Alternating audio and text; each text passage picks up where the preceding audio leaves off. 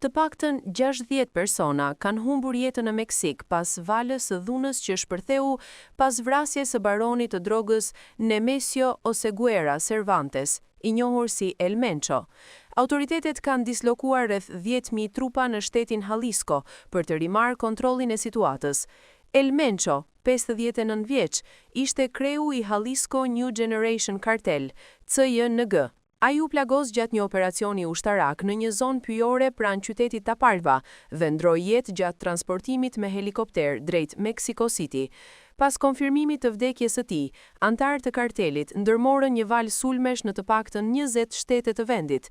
Sipas autoriteteve, ata bllokuan në rrugë dogjen automjete, sulmuan pika karburanti, banka dhe biznese, si dhe u përplasën me forcat e sigurisë. Ministri i Sigurisë bëri të ditur që gjatë operacionit dhe përleshjeve të mëvonshme humbën jetën 25 antarë të gardës kombëtare, një roje shigurie dhe një punonjës i prokurorisë. Nga ana tjetër, forcat shtetërore neutralizuan 30 antarë të kartelit.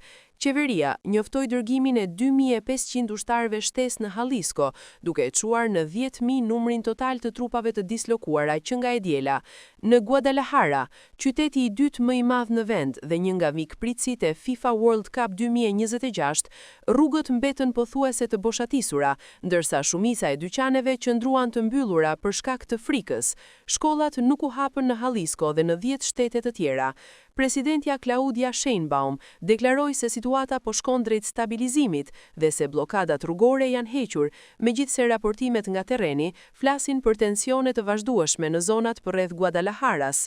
Oseguera konsiderohej një nga figurat më të fuqishme të krimit të organizuar në Meksik, veçanërisht pas arrestimit të drejtuesve të kartelit rival Sinaloa Cartel, përfshirë Joaquim Guzman.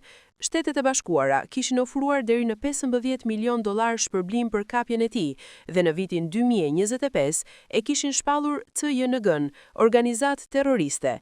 Ekspertët paralajmërojnë se vdekja e El Menchos mund të krijojë një vakum pushteti brenda kartelit, duke rritur rrezikun e përçarjeve të brendshme dhe për shkallëzimit të mëtejshëm të dhunës në vend.